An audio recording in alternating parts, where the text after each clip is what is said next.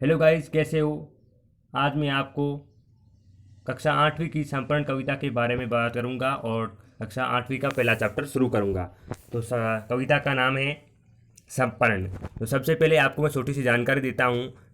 Educational institute channel में आप सभी का स्वागत है। आप चैनल को सब्सक्राइब कर दें और बेल आइकन पर क्लिक कर दी, जिससे आपको नोटिफिकेशन मिलता रहे, जिससे आप आसानी से अपना वीडियो देख सकता हूँ मेरा। और आप सभी से पहला यही निवेदन करता हूँ कि मेरे चैनल के सब्सक्राइबर ज़्यादा होने के कारण मैं आप गणित और ऑल द सब्जेक्ट में चैनल पर अपलोड कर दूंगा, और जिससे आपको भी आसानी से पढ़ाई हो सकती है। तो मैं आपको पहला चैप्टर समझा दूं। अगर समझ आ रहा तो आप कमेंट करना कि बहुत हमें अच्छे समझ आया। अगर नहीं आया तो बात करना, मैं अच्छी तरह से और समझाने का प्रयास करूँगा। तो कविता का नाम है संपूर्ण। इसका अर्थ मैं आज आपको बताने वाला हूँ। तो इसका है, मन सपरती तन सपरते और जीवन सपरती, चाहता हूँ देश की धरती तुझे कुछ और भी दूँ। इसका अर्थ ये होता है, कवि कहता है कि अपने देश की धरती के लिए मेरा मन भी सपरती है और मेरा शरीर भी इसके लिए संपरती है। मैं देश की धरती अर्थात मातृभूमि के लिए कुछ भी भेंट देना चाहता हूँ। हे मातृभूमि, तुझे मैं सब कुछ भेंट करना चाहता हूँ। उसके बाद है, माँ तुम्हारा ऋण अकिचन, माँ तुम्हारा ऋण बहुत में अकिचन, किंतु इतना कर रहा फिर भी निवेदन, थाल में लाऊं सजा का जल भी दया कर स्वीकार लेना। वे सपर मन सपरती प्राण अप्रति, रक्त कण कण का सपरती, चाहता हूँ देश की धरती तुझे कुछ और भी दूं।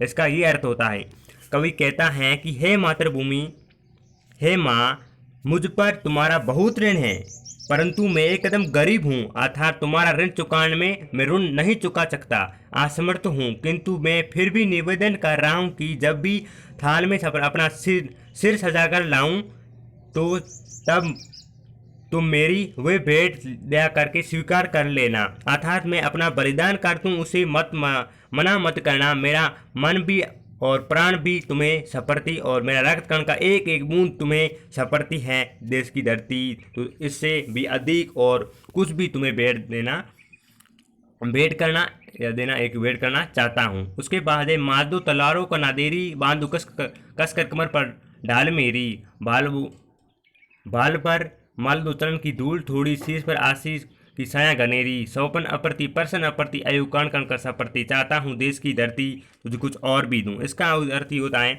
व्याख्या होता है, कवि कहता है कि हे मातृभूमि, तुम तलवारों की धार पैनी कर दो, मतलब पान दो, और इसको एकदम तीखी कर दो, हमारी भाषा में बोलते हैं। इसमें देरी मत करो लाओ, देरी मत करो लाओ, मेरी कमर पर कस कर ढाल बांध दो, मेरा लालन पर अपने चरणों की धूल मसल दो, अर्थात धूल का, धरती के धूल का टीका लगाकर तुम मेरे सिर पर अपना आशीर्वाद की छाया घनी कर दो, आशीर्वाद दे दो। और मेरे देश की धरती, मेरे सपन और मेरी जिज्ञासा तुम्हें सपरती में है, और मेरी आयु का एक एक क्षण तुम्हारे चरणों में अप्रति है। मैं चाहता हूँ कि तुम्हें इससे भी अधिक भेंट करूँ। उसके आगे हैं, तोड़ता हूँ मोह का बंधन, तोड़ता हूँ मोह का बंधन समा दो, गाँव मेरे द्वारा अगर समा दो, आज सीधे हाथ में तलवार दे दो और बाएं हाथ में ध्वज दे दो, ये सुमन लो ये चमन लो नीट का तरण तरण, चाहता हूँ देश की धरती तुझे कुछ और भी दूँ। इसका ये अर्थ होता है,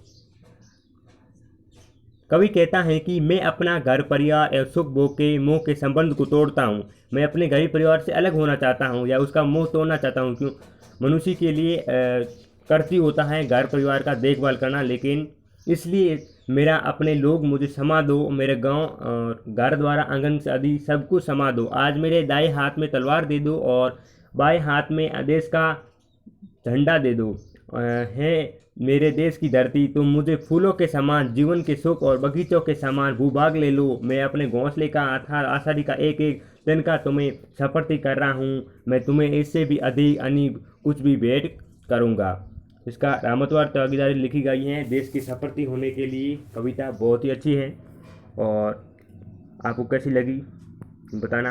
और आपको मैं बता देता हूँ, इसमें ये सोचो और बताओ, आप भी सोचो, कवि किसकी प्रति सपर्ती होने की बात कर रहा है, कवि किसके लिए सपर्ती होने, बलिदान होना चाहता है। इसका मतलब ये होता है कवि मातृभूमि की सपर्ती होने की बात कर रहा है। बाल पर मल दो चरण की धूल से क्या तात्पर्य है, इसका ये है कि कवि कह रहा है कि सिर पर धूल लगाकर अर्थात